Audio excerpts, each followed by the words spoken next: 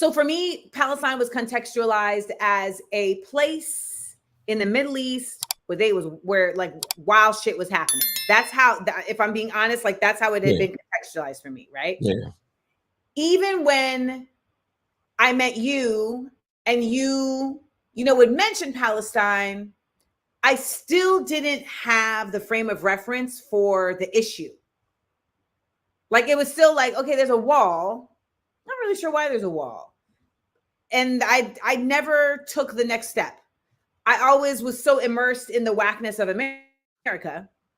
Like, I feel like there's American exceptionalism and then there's like just American deception. And there is so much time that can be spent just in trying to figure that shit out that you can really not realize that there's a global issue of things happening, right? So I was one of those people, and I was really just very immersed in the Black American problem. And then when the CNN shit happened with you, I was given a bit more context of like, well, why did I do that? But I always knew that there was an overexertion of the anti-Semitism as a accusation, but I never knew what it was actually attributed to. I didn't understand that it was attributed to Zionism. Got it. And so because my only frame of reference was to attribute it to Judaism, I was like, well, that seems anti-Semitic to like apply it to that. So like, that can't be it, but I don't know the other ways it can be. So long story short, the Al-Aqsa flood in 2021 was when I went from having a consciousness to an awareness. And I would say an awareness in that I then learned. My sister, like, so my stepmother is Palestinian, but I'm not close to my brothers and sisters like that. Right. A lot of people don't know that about you, by the way. They don't know that about you. So that's actually an interesting piece. Oh, yeah. My stepmother, I mean, like my keffiyeh is from Palestine, like my one that I was wearing. And then someone tried to tell me like, actually people don't wear the red. And I was like, it's literally says made in Palestine. Leave me alone. Yes. And people do wear the red. That's not true. People wear red all the time. You tried to tell me. And I was like, Mark, the black one is more. You were like, the black is the thing. No, I remember because I asked you. I was like, people are telling me that the red is not real. And then it's Saudi. And you were like, I mean, yes and no. Like, wear your shit. Right. So, but I say all that to say that so people had started, so by 2021, people had started looking to me as somebody who says things. And so folks had started harassing me. I'm going to say harassing because some of y'all were harassing. Like there were people who were like, yo, I would love for you to look into this because, you know, we really need more voices. But there were people who were like threatening me, like, and shaming me, like, how dare you not speak about Palestine? And what I think a lot of people just weren't acknowledging is the fact that there's been so much of a very concerted, effective effort by Zionists to make folks feel like they can't talk about Palestine.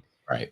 So at the same time that this was happening, I was trying to buy a house, and my realtor saw me learning and saw me putting stuff on these internets like, hey, I'm learning about this. And then he sent me an email. I was like, I'd like for us to have a conversation about Palestine. As an American Jew, I think it would be very important for us to have this conversation, and not for there to be, what did he say? Something like it would not be about conflict or whatever. And I was like, can you sell me a goddamn house?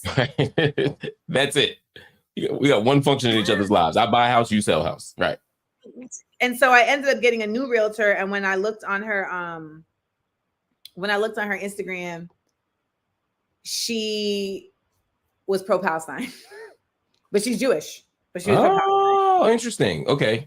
So I was like, okay, let's ride.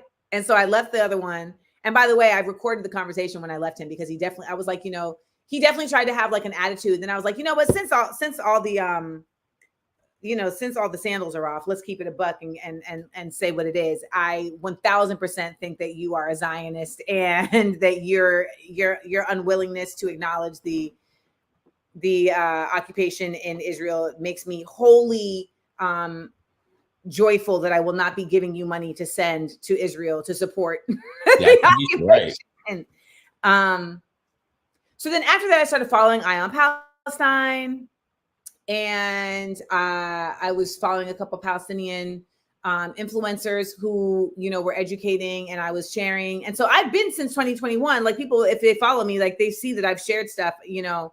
But then, of course, October 7th, I think the biggest thing for a lot of people about October 7th is just that you feel compelled to have to share information for a myriad of reasons, but also because, like, people definitely keep trying to act like what's happening isn't happening. And that's something I just can't wrap my mind around. Like, we see it. And then I'll find myself in spaces with, like, people who are just dumb. And I'm like, oh, wow, it worked.